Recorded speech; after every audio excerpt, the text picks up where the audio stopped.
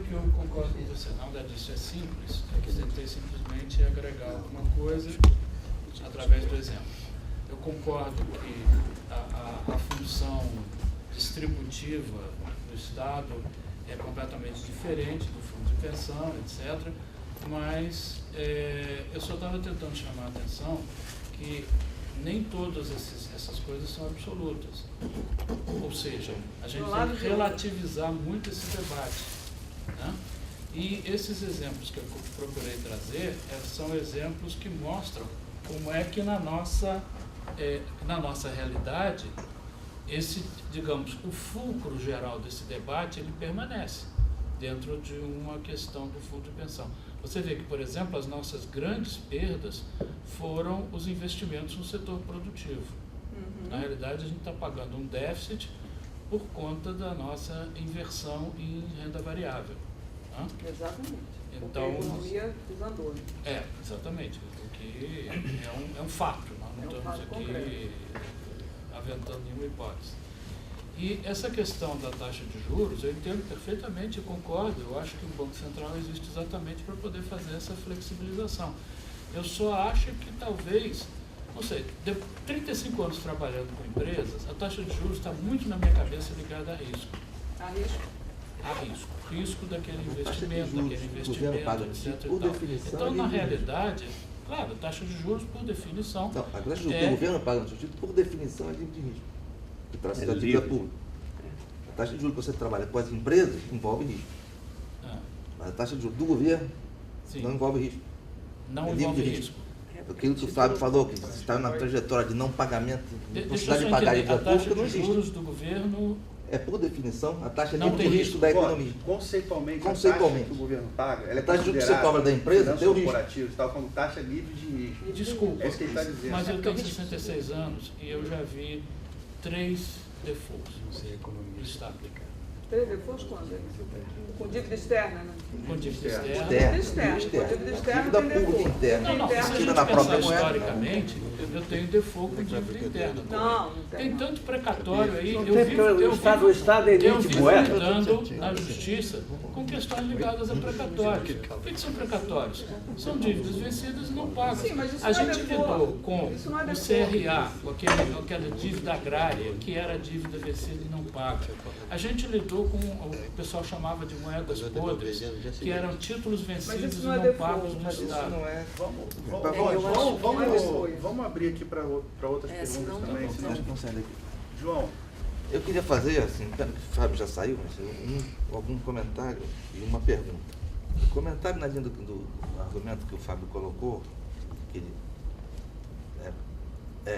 abusou da nossa capacidade de abstração, de visualizar o gráfico, mas aquela ideia de que o Brasil é um país que tem uma população idosa relativamente pequena e uma despesa de previdência com proporção do PIB muito grande, acima de 10%, ou do número do INSS que fala 8,6%. E, assim, o comentário que ele aqui ele, na própria descrição do gráfico que ele fez, ele acho que deu uma indicação do que seria a resposta e vai na linha do que a professora Denise falou, em termos de o que nós queremos de política econômica, política de desenvolvimento para o país. Porque eu fiz, fazendo uma conta rápida, quando nós criamos esse sistema de previdência social na Constituição de 88, o Brasil tinha crescido nos 40 anos anteriores a taxa média de 6,4% ao ano. Se o Brasil tivesse continuado a uma taxa parecida com essa taxa para fazer a conta, o PIB nosso seria hoje 3,4 vezes o que é. O que significa que a despesa do INSS de 8,6% do PIB que ele mencionou seria de 2,5% do PIB. Que, aliás, ele mesmo mencionou que era essa proporção em 1988, por causa da Constituição. Então, do que se trata? Quando a Constituição estabeleceu um sistema de previdência, que as pessoas chamam de generoso, sistema de assistência social que o Brasil não tinha, e outras coisas, eu duvido que os constituintes tivessem imaginado que o Brasil ia passar dos 30 anos seguintes crescendo uma taxa média de 2,2%, como nós crescemos. E a seguridade, lembrar que é um sistema de seguridade social. Que isso inclui previdência, assistência social e educação. Saúde. Então, meu ponto é esse, vai na linha do que o país precisa, e vai um pouco na questão do BOS. Por que o nosso fundo de pensão teve problema? Porque a gente perdeu renda variável. Porque o regime de previdência, seja ele de repartição, seja de capitalização, Exatamente. ele só é sustentável com um crescimento sustentável do PIB a longo prazo. Exato. O sistema de repartição, ele necessita que a massa salarial sobre a qual você retira contribuições cresça ao longo do tempo. Exato. Enquanto as populações cresciam muito rápido, isso era fácil. Hoje as populações crescem muito menos. A população ativa em relação à população idosa é muito menor. Porém, nos últimos 30 anos, 40, nós estamos passando por uma revolução tecnológica que, se as coisas tivessem feitas no sentido de crescer bem o PIB e redistribuir a favor do salário esse crescimento baseado nesse ganho de produtividade que essa tecnologia gera, eu acredito que nenhum sistema de previdência teria grandes problemas, mesmo nos países desenvolvidos, são de aumentar muito a idade mínima, aumentar, restringir a concessão de direitos de aposentadoria, seria desnecessário. Pelo que você acaba É uma questão de crescimento econômico e distribuição de renda a favor do salário. Sim. E nos últimos 30 anos piorou em todos os países do mundo. Do mundo, exatamente. Então a massa salarial sobre a qual você contribui Reduzir. é menor do que poderia ser, Exatamente. dado que a distribuição de renda foi a favor do sistema financeiro, principalmente, Não é um problema em fiscal. quase todos. Não E aí não haveria problema fiscal. Fumaça. Na verdade, tudo isso, o argumento do Jean Biagi está baseado na ideia dos economistas mais ortodoxos de que o crescimento do PIB é alguma coisa que é inexorável, que você não pode modificar. Exato. É Como o exógeno, próprio- uma como o variável próprio- exógena. Como fez o professor Mendonça de Barros, na página que fez aqui para a gente. Ele mostrou um gráfico do crescimento do PIB do Brasil nos últimos 20, 30 anos, está 2,3% do PIB. Isso é o PIB potencial. Não, isso é o PIB real. Claro que não é o PIB potencial. E se for, aí nós estamos realmente sem solução nenhuma. Não vamos ter previdência, não vamos ter educação, não vamos ter saúde, vamos ter que país. Um país que não tem nada. Qual é a opção política que o país quer fazer? Se é um país que vai crescer num ritmo grande, e acho que nós estamos aqui dentro de um banco de desenvolvimento que necessariamente está pensando nisso. João, posso fazer uma adendo? Desde sempre, claro. Posso fazer uma adendo? Mesmo apesar de toda essa queda do produto em 35 anos, dos 7%, para você era mais preciso, 6 e pouco, meu 7. Nos 50 anos anteriores a 83, ao acordo do FMI, passa a um crescimento de 2,3% em 36 anos. Mesmo com isso, o orçamento da Seguridade Social garantiu esse tempo todo superado. Só teve déficit agora, como mostrou ali, 2 anos. 2 anos. Porque ele é muito bem feito.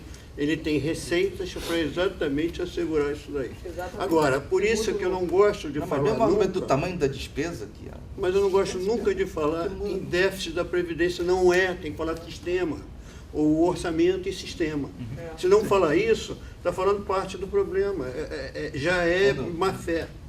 Tem que falar, a discussão é a Previdência Social. Né? Seguridade é a Seguridade Social. Eu gostaria de fazer um comentário, queria fazer uma pergunta sobre um tema que vocês acabaram não notando, que é a questão da transformação do sistema, da proposta de sistema de capitalização que está na reforma da Previdência. Sim. Isso, na verdade, sim. Mas é porque vai ficar para depois. Isso eu já falei. Não, vai ficar para depois, mas isso... Sim, mas é que eu... Não.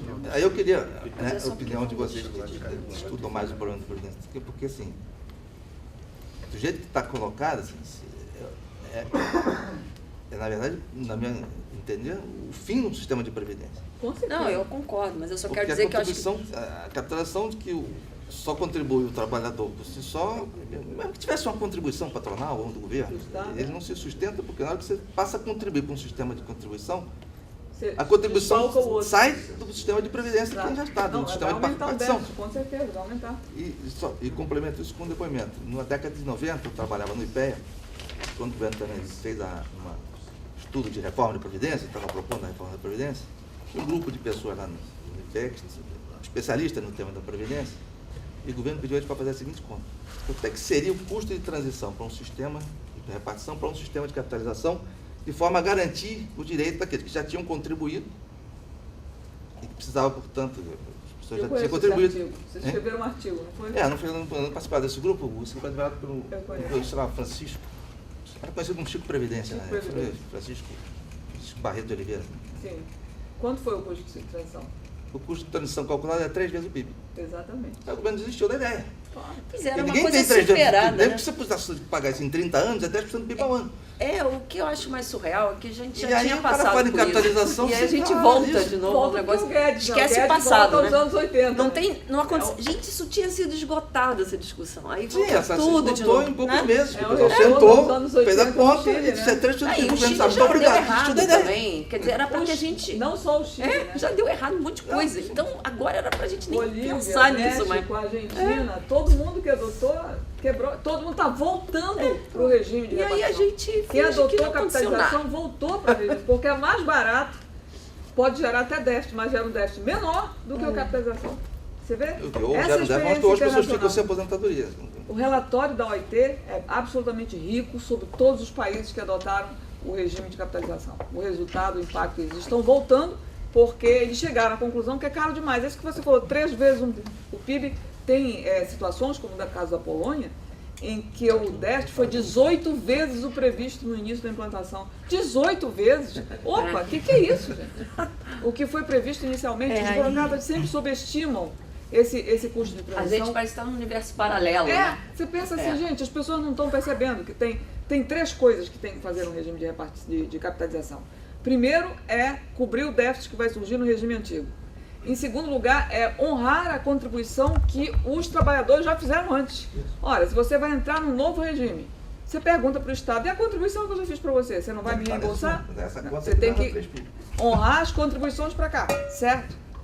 E ainda tem que complementar a baixa aposentadoria, que é resultado do regime de capitalização, porque normalmente mais de 50% das pessoas ganham menos de um salário mínimo. O Estado tem que completar a aposentadoria dos idosos, porque em todos os países onde existiu o sistema de capitalização, os idosos entram numa linha de empobrecimento brutal, que o Estado tem que ir lá e... Então são 3 formas de causar déficit, de causar aumento de gasto. Você percebe? Então o regime de capitalização, ele é o oposto do que se busca com a reforma da Previdência, que é o ajuste fiscal. E não deu tempo de eu passar isso, senão eu ia mostrar os outros exemplos do Chile e tal, eu ia aborrecer mais ainda o Jean Biagi. Vai ser um problema. Mas ele é muito elegante, né? Ele não me interrompeu, ele ficou na...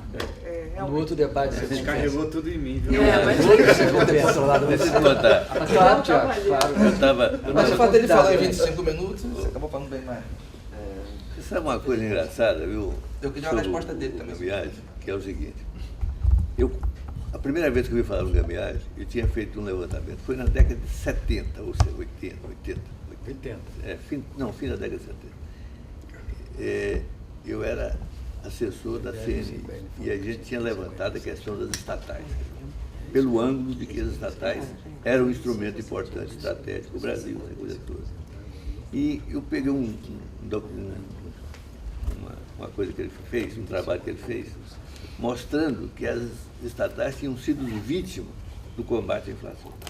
Elas perderam Com certeza, recursos, reduzir-se. Deu uma tabela, eu não conhecia, mas usei aquele dado, inclusive num livro meu, Análise da Crise Brasileira. Eu conheço. Claro. Tem lá um negócio... Eu usei isso na minha dissertação de Depois o mestrado. Gambiage mudou completamente de lado, né? Surpreendente. E eu tive um debate com ele em Brasília, eu estava na assessoria lá no Senado, e eu me descontrolei, eu não sou tão educado como você, me descontrolei no debate e arrebentei com ele. Ele ficou indignadíssimo. Fui convidado aqui para uma discussão, não sei o quê. Era coisa de déficit público, era questão de déficit público. Então, só para fazer os parênteses aqui, vai dizer a relação dele. Mas o que eu queria te perguntar é o Acho que é seguinte... por isso que ele foi embora antes. Você viu que você ia fazer uma pergunta. Escapou. Ele saiu um pouquinho antes. Né? É aqui no prédio, viu, dele? Não, deve ser no Edserge. Mas Porque olha agora aqui, não tem quase nada. a palestra dele Está voltando. se concentrou em demografia. Aliás, você citou bem, demografia. E eu não discuto demografia em questão previdenciária com taxa de desemprego de quase 14%. O potencial de crescimento com 14% de desempregados é brutal. Acaba com qualquer tipo de déficit por muito tempo. Não é tanto assim que a gente está falando enquanto a economia cresceu mais ou menos. É um recurso quase inesgotável. Inesgotável, não tem problema nenhum. Você tem um desemprego muito alto, mesmo quando não tem um desemprego muito alto, metade da população brasileira é informal, não paga as previdências. Exatamente. Eu estou falando... O sistema joga fora, historicamente. Essas pessoas eu estou falando... que elas passassem a contribuir para a Eu estou falando não é nem na questão da previdência, o sistema fiscal como um todo. Porque mesmo o desempregado, de qualquer forma, ele come, paga ICMS, paga não sei o que, paga alguma coisa, paga renda indireta. Mas, para encerrar, eu estava preparado para discutir a questão da capitalização. Eu também. Tá certo? E que, para mim, é a coisa central dessa proposta de reforma. É claro que essas coisas todas aí são um absurdo. Mas... Eu pensei que ele ia expor a capitalização direta dele. Ele não. Eu vim preparada para discutir a capitalização direta dele, que é uma alternativa que ele tem escrito sobre isso. Eu nem conheço. Não, saiu no Valor Agora essa semana, né? Saiu no Valor Econômico. Para aqueles que ganham assim. Mas é lá no EdSérgio. Se vocês forem passar pela sede principal, lá no térreo tem as publicações disponíveis lá embaixo. E tinha esse texto de discussão dele lá. Tá. Mas acho que esse é o anterior. Esse mês ele lançou um outro. Ele com Vilhena, Então, é esse que estava lá na recepção. Interessante. Então, é esse novo que já está lá? Eu peguei ontem. O problema ele fala da criação de um fundo.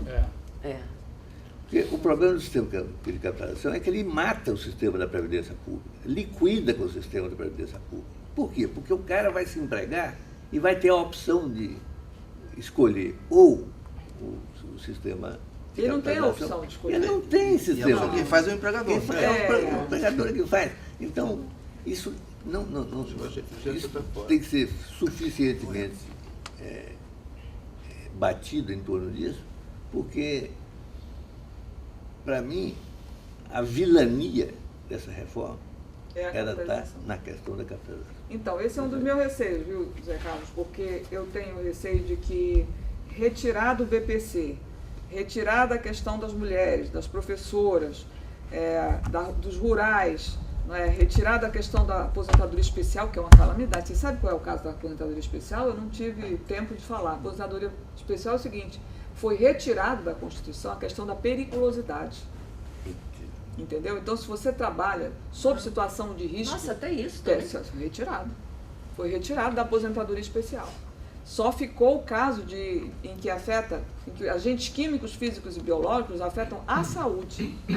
Mas aquelas populações que trabalham em áreas de periculosidade, elas foram afastadas da aposentadoria especial. Isso é muito grave. Agora me diga para que você faz isso. Quer dizer que a morte tem menos relevância do que a doença.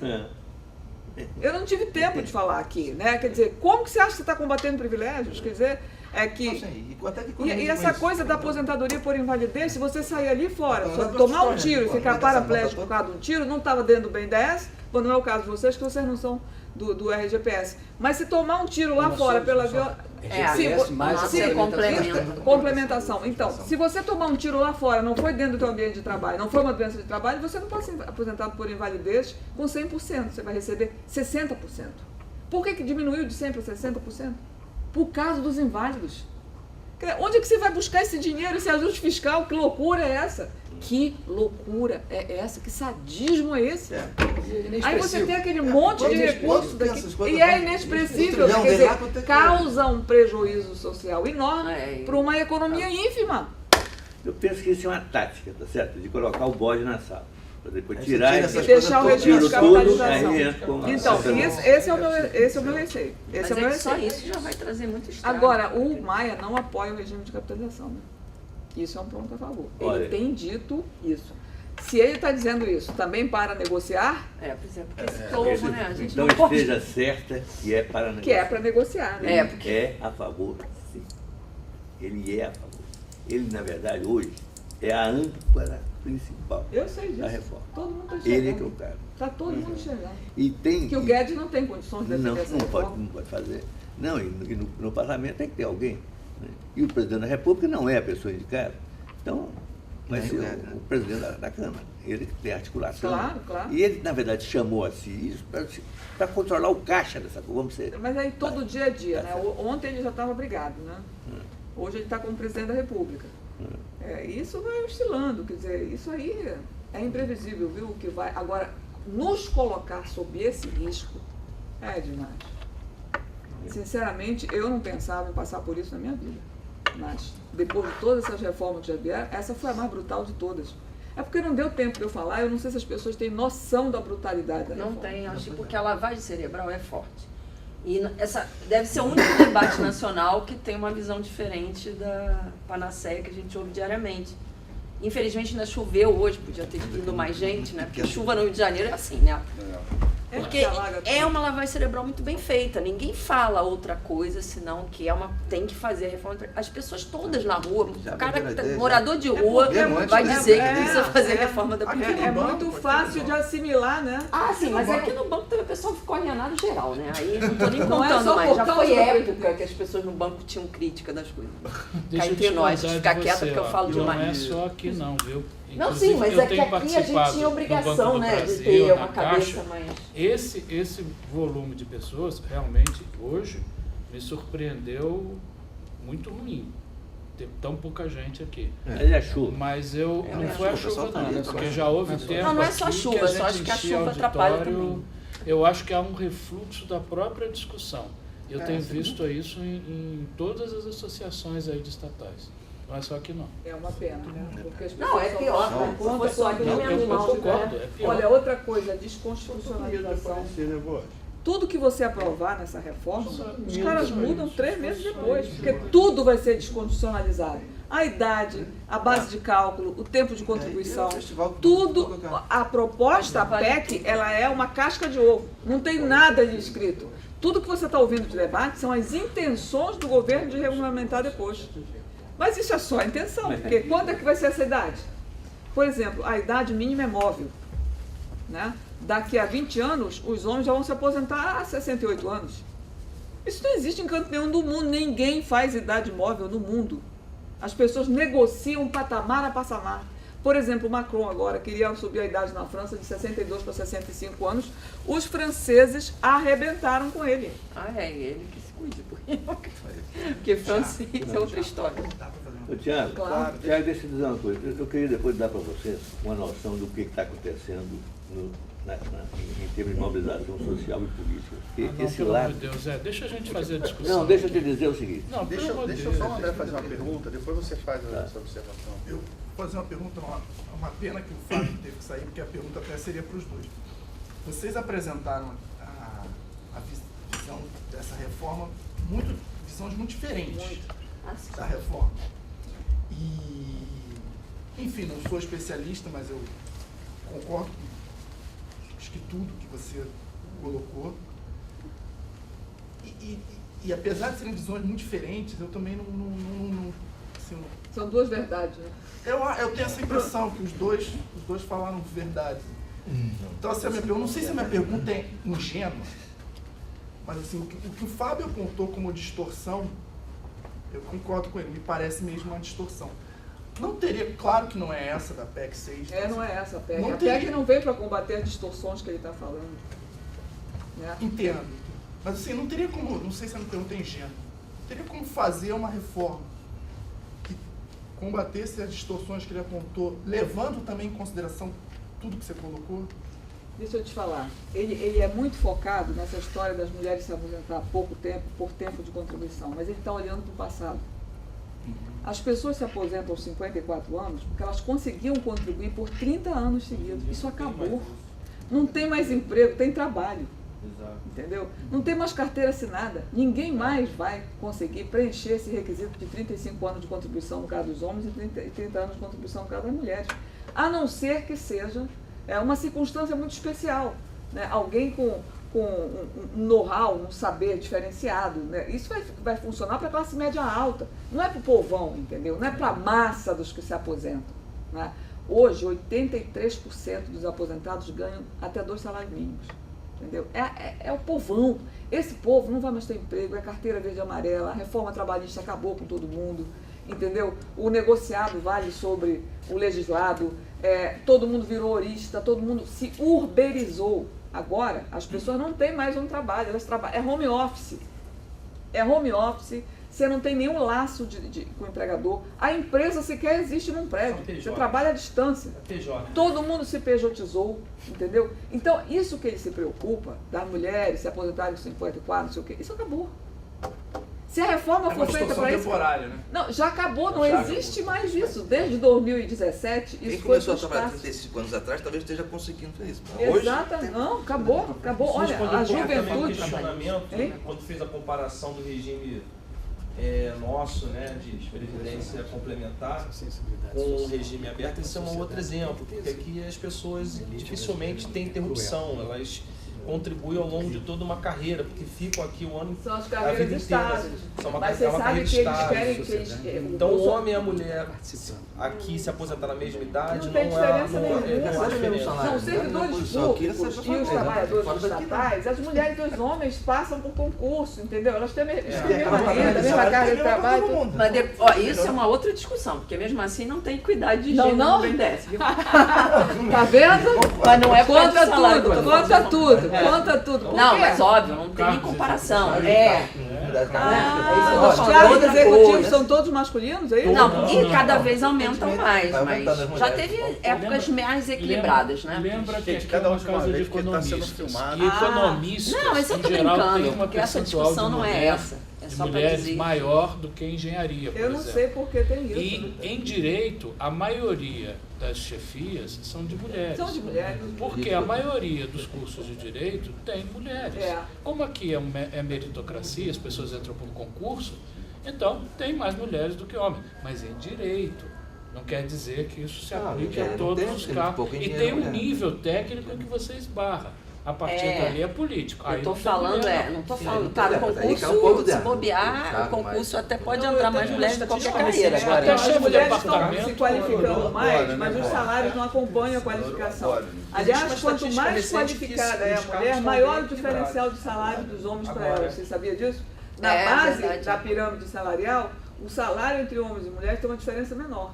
Quanto mais É, as mulheres verdade. vão se qualificando, você vai ver É no uma corte, constante. a diferença entre o salário dos homens e das mulheres E sempre isso é um problema, infelizmente, que é internacional mesmo. Até nos Estados Unidos internacional. você tem as Gente, o que executivas que é isso, entendeu? ganham. Aí você vem dizendo que tem que equilibrar. Mas eu tava brincando, Não, eu quis sim. dizer que obviamente não se compara o salário da mulher né, no claro, BNDES, claro, não dá claro, para dizer claro, que a claro. gente tem problema Mas que assim nem a mesmo mulher vocês média sentam, brasileira. né? Né? Mas assim mesmo vocês sentem, né? Sim, porque aí são outras questões. A questão. No Instituto de Economia, 110 funcionários, só tem 12 mulheres. E olha, tem Nossa, tá seminário. assim, nesse nível? porque tem muita gente fora. Enfim, tem seminários internacionais que a mesa é só de homens. É ridículo isso. É.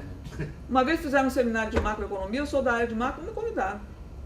Ah, que legal. Bacana, né? Muito Mas legal. eu dei um escândalo. Ah, mas isso eu tenho certeza. Que bom. O meu consolo é esse, né? Eu acho que esse tipo de coisa você tem que pensar que é um processo. Senão a gente desespera. Aliás, não me convidam porque eu tenho esse tipo de ideia. Não, tudo bem, mas eu Ah, digo- sim, mas piorou, né? Porque além dessas ideias de se não é mulher, né? Aí, Não. aí- Eu acho que melhorou historicamente. Quando eu era. Ou então, ao garoto, contrário, além de mulher, era você muito. ter essas Era ideias, muito. né? Pode ser, né? É um processo Bem longo. mais né, lento do que a gente gostaria. a gente Pois tá é, mas lento caminhando demais, pra lá. né? Pelo A gente não amor vai de ver. Deus, É um processo, mas a gente eu reconhece espero que não é do essa dia pra geração noite, tá mas vindo tá mais talvez lento do seja que a mais gente gostaria. equilibrada, né? Com É algum muito retrocesso. complicado isso, muito complicado. Conservador. Gente, e os professores? O que os professores trabalham? Né? Professores, homens também, né? Ah, professor é covardia É também, né? covardia É você ridículo ficar achatar falando os, de- os benefícios dos professores. De onde você tirou isso? Gente, da onde se tirou isso? Da onde eles tiraram isso? E para fazer uma economia que é, como eu disse aqui, inferior à renúncia de receita que vai ser dada para os proprietários de terra do campo com fundo rural. Os 10 anos de economia vão ser consumidos em um ano de renúncia de receita para os proprietários rurais. Isso é ridículo. Não, bate na minha cara. Entendeu? Não aguento um negócio desse. Não dá para aguentar. Aí você vai dizer que tem que fazer ajuste fiscal, que tem que cortar gasto? Ou esse sistema tem déficit e não tem. Porque se tem, você não pode mais renunciar a receita nenhuma. Chega, né? De renúncia de receita. 284 bilhões de reais de renúncia de receita. Também não tem estado onde não tem a renúncia de receita. Não tem estado, mas você tem que ter critério. Quando você dá uma renúncia de Então, a receita, questão é critério, olha não só, é a renúncia. se você vai fazer, um bom economista agora, se você vai fazer uma renúncia de receita, você tem que botar condicionalidades. Tá, eu vou fazer uma renúncia de receita, mas é o seguinte, você vai investir esse lucro, tá? Eu vou ficar vigiando. Você tem que medir Você vai isso. que investir. Qual é- Você qual vai é o ter ganho que, que você você vai lá ter na que frente? mostrar o Porque investimento. Tem sentido a renúncia se você vai ganhar. Agora, eu Garantida. renuncio e você vai para o mercado financeiro? Eu estou te dando renda, eu estou tirando da sociedade uma renda Você que é dela, demite devia voltar e para vai ela, para e estou te dando sem enriquecer no mercado financeiro. Ah, pelo amor de Deus, isso não é política, certo? Isso Não, não. e é pior, porque se você tiver um critério e parar no meio, é o pior dos mundos. Você falou no Repetro. O Repetro era claramente uma tentativa de internalização de tecnologia e produção. Exatamente. Você Acabou. fez a renúncia e parou no meio. E não Mas sem tem surgir resultado, contrapartida. pelo Isso amor é de Deus, transferência. Aí- é uma aí tentativa de desesperou. internalização com a abertura da economia? Não, Internalizar o quê? peraí. O Repetro originalmente era para substituir as importações que a gente estava fazendo do Mas sudeste como da que Ásia. você faz substituição de importações se você está abrindo o mercado, diminuindo a tributação? É, esse Você repetro que ela tá tributava as falando agora não é o importações, certo? Você repetro fazia. original. Mas isso que Tá eu vendo? estou Vamos pra outra falando, o coisa, né? Repetro original era outra coisa. Ah, sim, mas O Repetro hoje virou o Repetro perdão original era para de contribuição tributária. internalizar 2 anos de atraso na indústria naval, mas para poder fazer o navio aqui. Ah, meu amigo, acabou tudo isso. Acabou. Olha, foi a maior entrega de riqueza nacional que a gente assistiu sem uma bala. Eu nunca vi um negócio desse. Isso sim me envergonha. Se eu falar disso, ele falou que se envergonhava de uma mulher se aposentar em 54 anos no Brasil. Mas como tudo na vida tem tons e tons, porque também o Repetro original gerou muita corrupção, tinha estaleiro Ah, mas isso aí a fantasma. polícia resolve, olha só, isso é coisa de polícia. Bota na polícia, não bota na economia isso. Certo? Isso não é uma conta para a economia fazer. Ah, deu corrupção. Pô, não chama os economistas para resolver problema de corrupção. Chama de certo? advogado. Tudo bem, chama a Não, polícia. chama a polícia, principalmente. Chama a polícia, Teoricamente, chama a polícia. o Ministério Público, não é com a gente. A gente está fazendo a política certa, a gente está querendo internalizar os ganhos de produtividade, progresso técnico, etc. Né? Agora, se deu corrupção é outro papo, né? É outra coisa, não é mais com a gente. Uma vez eu fui num seminário e disseram isso para mim. Você tem uma postura nacionalista, mas o Estado nacionalista é um Estado corrupto. Falou, bom, corrupção saiu da minha alçada. Corrupção, vou chamar o delegado ali para discutir para você se o crime é crime, não é? Isso não é comigo. Não pode argumentar com o desvio moral. É igual os demógrafos, né? Você tem um problema que é supostamente demográfico. Esse discurso do envelhecimento, ele está sendo tão manipulador, né? Porque ele caiu nas graças, ele é perfeito para o processo de financiarização da economia. Se você diz que um regime de repartição vai ficar insustentável por causa do envelhecimento, o que você está dizendo? Você está endereçando a população para o sistema financeiro, para o salve quem puder. Né? Se você tiver renda... Hein? Também não resolve o problema do envelhecimento. Não, claro que não resolve. Também não vai olha gerar só, aposentadoria, menos que as condições econômicas permitam. Um sistema previdenciário, você tem toda a razão, quer seja de capitalização, quer seja de repartição, e vai ser atingido pelo envelhecimento da população. Sabe por quê? Porque esse fundo, aí é para raciocinar junto com você, esse fundo aqui, ele está sendo investido em ativos, né? Mas se vai haver muita gente se aposentando, esses ativos vão ser consumidos ao longo do tempo. Não vão? Esses ativos vão ser, digamos, como é que se diz? Completamente esgotados, porque um monte de idosos... A reserva vai ser atingida. Como é que você mantém uma reserva dessa? Você mantém fazendo os trabalhadores ativos pouparem. É ou não? Você precisa alimentar esse fundo com trabalhadores, com novos entrantes ativos, né, que tenham condição de poupar para ir depositando enquanto essa massa está se aposentando. Logo, você está absolutamente dependente da produtividade desses trabalhadores, dos salários desses trabalhadores, do crescimento da economia aqui. Entendeu? Mesmo do ponto de vista da capitalização. Eu estou falando da capitalização. Eu estou falando da capitalização. Só é bom, entendeu? Só é suficiente para pagar as aposentadorias se a economia crescer. Claro, porque senão quem é que vai estar poupando? Você tem um papel aqui na mão, tá? Que você pretende descontar aos 65 anos. Mas esse papel aqui pode não valer nada se os ativos aqui não estiverem trabalhando, fazendo a economia crescer e transformando esse ativo num ativo que se sustenta no tempo. Entendeu? Então não tem sistema resolvido sem crescimento econômico. Isso é claro. Agora, a pergunta é o seguinte. Um fundo como o nosso, ele se extingue por si. Na hora que o último de nós se aposentar e usufruir, o final desse fundo é zero. Isso é completamente diferente do país, isso é claro para mim. Olha só, esse fundo vai se extinguir antes, não com o último aposentado, mas se a economia for para o brejo. Sim. Porque você não vai ter ativo para pagar os aposentados. Você investiu, Você sabe? vai entrar em déficit recorrente. É recorrente o déficit, se a economia não... Olha só, se a economia não crescer, o déficit desse sistema é tão recorrente quanto de repartição. Porque ele vai viver da poupança. Ele vai viver da poupança. Ele vem que se transforma nos catalisadores, vai viver da poupança dos novos. Exatamente. Ele vai viver da poupança. E a não poupança vai diminuir. Diga, mas se... Não, só estou querendo dizer que um fundo como esse, ele não se extingue dessa forma, porque na verdade ele se adequa. Ou seja, será a quarta parte que tem daquilo ali, a não ser que acabe totalmente o ativo de atividade econômica. Mas o último a se beneficiar provavelmente não vai se beneficiar tão bem. De jeito nenhum. Isso sim, mas não que acaba. Senão, se a gente tem que ser... Meu amigo, acaba. Se a economia crescer menos 3%, 4, 5 anos seguidos, acaba. Acaba qualquer... Olha os fundos americanos. Deixa eu te falar, eu trouxe uns dados aqui que você precisa ouvir. Ó. Essa experiência internacional que eu tenho tanta coisa escrita e não posso falar. Olha só. Na OCDE, os fundos de pensão perderam 25% dos seus ativos, em média, depois de 2008. Mas recuperaram? Não, perderam, acabou, perderam. Na Argentina, a perda foi de 44% dos ativos dos fundos de previdência. No Peru, coitado, vou te deixar em crise. No Peru, 50% do valor dos ativos. Nos Estados Unidos, a perda de 25% do patrimônio para quem contribuiu por mais de 20 anos com poupança de $200 mil. Individual, poupança individual de $200 mil. Essas pessoas perderam 25% do patrimônio. Aqueles que têm uma poupança entre 50 mil e 100 mil dólares tiveram uma perda média de 15%. Quem mais perdeu foi quem mais contribuiu e estava à beira de se aposentar. Claro, a crise chegou na hora em que o cara ia se aposentar, ele foi o que mais perdeu. Depende do ativo. Sim, nos Estados Unidos é bolsa. Nos Estados Unidos é bolsa, certo? Porque lá eles não têm essa taxa de juros infame que a gente tem. Não, estou falando dos Estados Unidos. No Peru, a base desses dados são empresas de mineração. Elas caíram pesadamente, mas depois se recuperaram. Com o preço das commodities. Sim, mas nunca vai chegar ao preço da commodity que estava anteriormente. É falso dizer que caiu 50%. Se terminou 50%...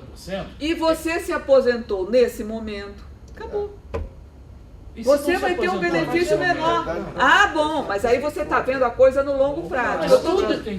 Mas, meu querido, o que a gente está dizendo para você é que um fundo de pensão tem mais instabilidade do que um fundo estatal, um fundo público.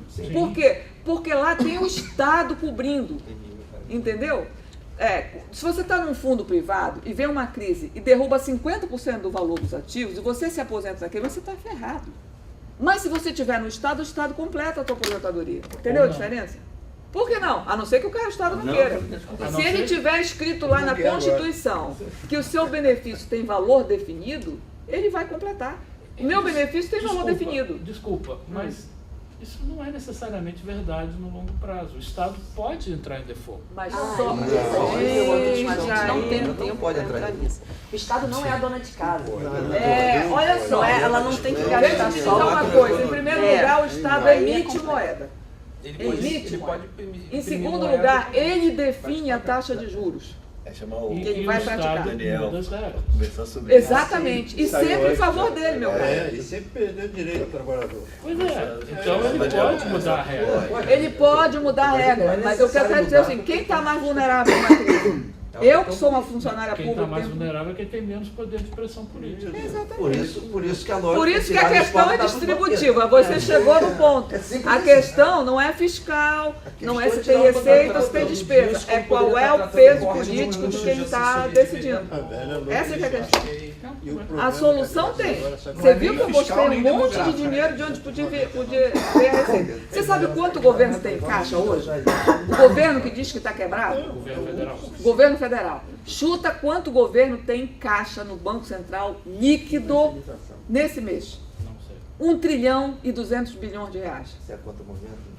A conta que a gente chama conta única do Tesouro Nacional, que é gerida no Banco Central. Aí você pode dizer, pô, Denise, mas tem lá 1 trilhão em caixa, disponibilidade imediata. Mas nem tudo isso o governo pode lançar mão. É verdade. Tem uma parte disso que é FGTS, tem uma parte disso que enfim, tem recurso que é vinculado. Mas tem 89 bilhões livres. Isso é mais do que o déficit do RPPS, dos servidores públicos. Você entende? Um Estado que é capaz de ter em caixa essa montanha de dinheiro é uma dona de casa? Você acha que ele está com essa montanha de dinheiro?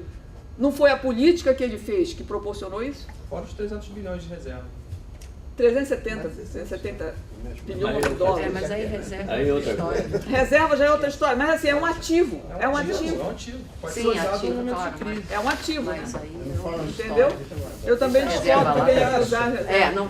Acho que tem muita coisa pra gente cortar aí. É claro Mas a que... reserva não dá também, porque a reserva é moeda estrangeira. A gente não roda moeda estrangeira, a gente precisa dela. A gente precisa dela e ela controla o câmbio, né? Justamente, aí não dá. Então é isso, o Estado, ele emite moeda, ele define a taxa de juros, certo? E ele define quem ele paga e quem ele não paga, com maior facilidade. Ele rola uma dívida assim, pá, e ainda rola dívida com vantagem para quem está com o título na mão que vai ser rolado. Entendeu? Ele ainda tem a condição de estabelecer um recebível, né, que no mercado vai ter um valor muito alto. Denise, perfil da... O que eu quero dizer, só para completar. Não, só depois. O mercado, ele tem toda a segurança garantida pelo Estado. Se você tem um risco cambial, o Estado cobre. Se você tem um risco de juros, o Estado cobre. Ele vai sempre cobrir com a emissão de títulos públicos no prazo, na rentabilidade que o mercado quer. É isso que faz o Banco Central. E o trabalhador? E o risco de viver como um assalariado? Me diga. Quem cobre esse risco? Cara, nós só temos a Seguridade Social para cobrir. Só faltava a gente dinamitar um negócio desse. Não, é que eu já não aguento mais ver as pessoas atacarem a Seguridade Social. Elas não estão entendendo que a única forma de você controlar o risco de vida que você tem nesse mercado selvagem... Para que existe um... Para dar uma garantia de condições de vida digna para o cara que não pode mais trabalhar. Exatamente. Começou Cara, é o auxílio doença, é o auxílio acidente, é o salário maternidade, né? É a fisioterapia para recuperar o trabalhador que está transitoriamente sem condições de trabalhar, entendeu? É a pensão no caso de morte de uma pessoa, é a aposentadoria por invalidez. A pessoa está com 26 anos, mas sofre um acidente e fica inválido. Como é que essa pessoa vai viver? Como é que a família desse jovem vai viver? Ele recebe uma aposentadoria por invalidez, entendeu? Uma aposentadoria especial. Tem pessoas que trabalham sob o risco dentro de hospitais, postos de gasolina, ouvindo barulhos acima de 85 decibéis, entendeu? Que prejudica completamente a estrutura orgânica daquela pessoa. Quem que ampara essas pessoas? É o Estado. Não tem fundo nenhum que garanta isso. Essa pessoa vai morrer mais cedo, entendeu? São trabalhadores com vida abreviada. Então eles têm que se retirar do mercado de trabalho antes dos outros. Quem que vai garantir essa aposentadoria? Só pode ser o Estado. O mercado tem toda a segurança garantida pelos títulos públicos. E os trabalhadores? É a seguridade. Agora só faltava a gente defender reforma da Previdência que vai tirar o resto. Entendeu? Diga. Eu sei que você é uma financista funcional. É verdade. Foi por isso que eu botei a sua tese no meu trabalho e quero te mandar o meu trabalho.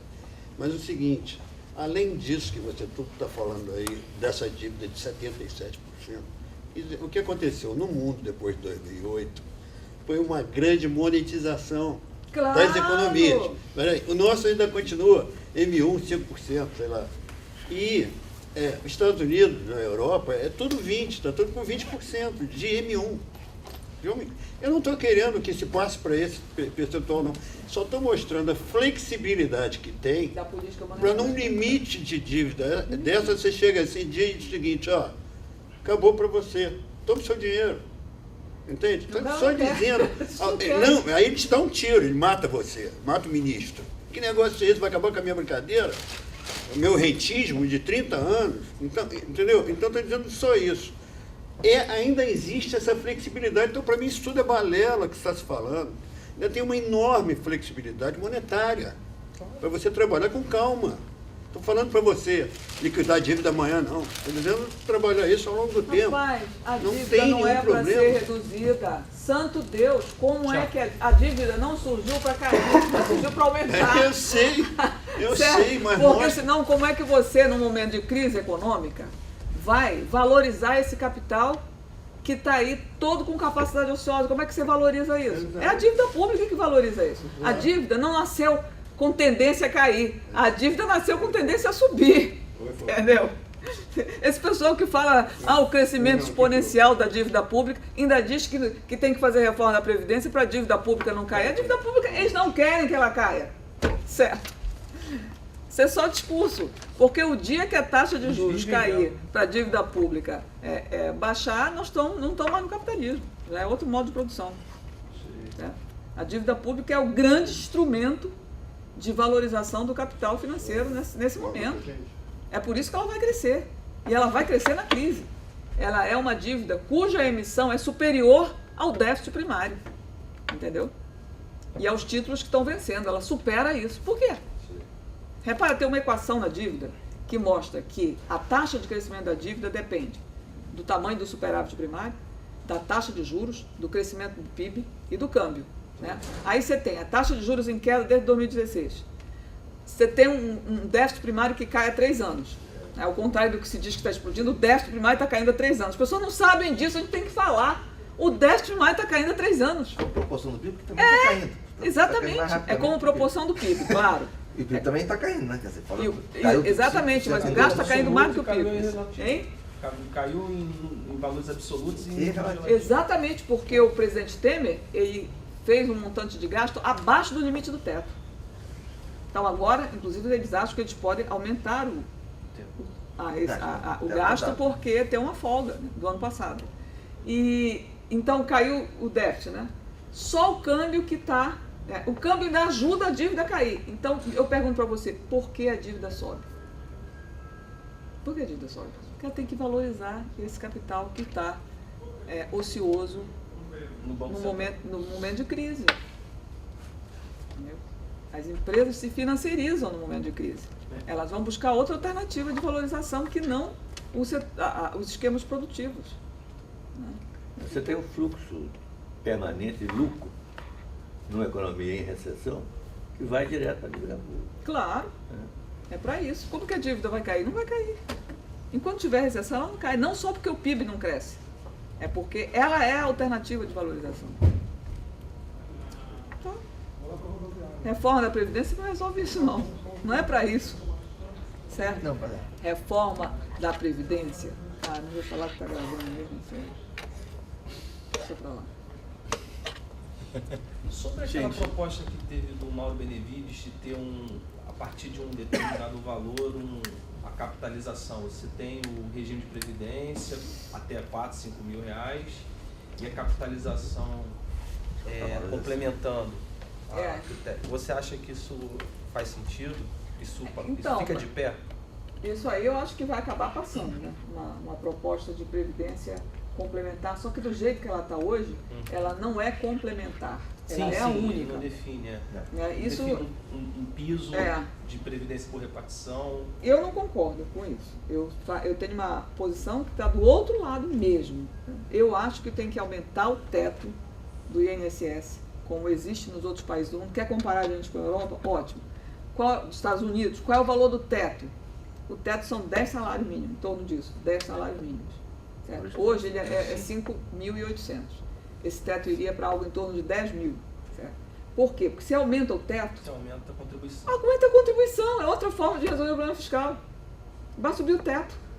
E faz alíquotas maiores para esse povo que tem renda superior a 5.800. Faz uma alíquota diferenciada aí para até 10. Por quê? Porque aí você traz os assalariados de renda mais alta para dentro do sistema e consegue fazer uma redistribuição melhor. Você pode ajudar no imposto de renda, você pode fazer uma dedução. Pode, como a gente tem, né? Para incentivar como a gente tem a dedução, exatamente. Entendeu? Então, ao invés de você criar um regime de capitalização complementar ao público, você não criaria, ao contrário, você aumentaria o teto e daria uma solução endógena mais redistributiva do que criar uma complementação que só os trabalhadores que têm renda de fato com capacidade de poupança, porque você pode ter uma renda superior a 5,8, mas você tem mais filhos, né? Você tem uma doença, você tem um filho com um problema de saúde, uma mãe com problema de saúde, a sua capacidade de poupança diminui muito. Né? Mas se você vai até 10, né, no teto, e o Estado contribui, o empregador também, e você também, você tem mais chance, né, de homogeneizar as aposentadorias no futuro, para todos, e não apenas para aqueles que têm capacidade de poupança. Entendeu? Eu acho que a proposta da Previdência sem uma proposta tributária junto...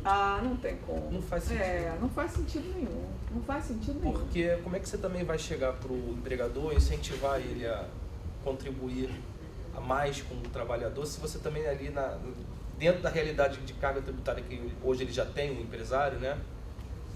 Eu acho que isso é uma discussão meio que... Rapaz, o empresário, contemplando tudo isso. O empresário transfere por peso o custo tributário dele. Pense sempre nisso. Sim. Se ele não transferir 100%, ele transfere parcialmente. Existe. Então a carga dele não existe de fato. Quem paga são os consumidores. Entendeu? Isso acaba sendo transferido com certeza. Consumo, né? Totalmente. Para você pegar os privilegiados, você não vai pegar servidor público. Você quer pegar os privilegiados? Então pegue os privilegiados. Mas pegue todo mundo, não pegue só o servidor. Pegue geral. Certo? Então vá para o imposto de renda e não para a previdência dos servidores. Aí você está selecionando convenientemente para não enfrentar o grande problema da desigualdade social no Brasil, né, Tiago? Você não consegue nem encerrar. Vamos encerrar, porque já está na hora. Então, pessoal, obrigado, Denise. Eu que te agradeço pela paciência comigo, tá? Pela gentileza, pelo a gente cavalheirismo. agradece. E no dia 30 de maio, às 10h30, aqui na sala 708 de Ventura, a gente vai ter um debate com o Eduardo Ratfingel e o Wagner Bittencourt, ex-diretores do banco, na linha do BNDES é a sua história. Então eles vêm aqui para dar o depoimento deles sobre o período que eles trabalharam no banco e tal. É interessante. Tiago, acho que eu vou sugerir só... não, vamos lá. A gente tem que divulgar mais as coisas, sabe?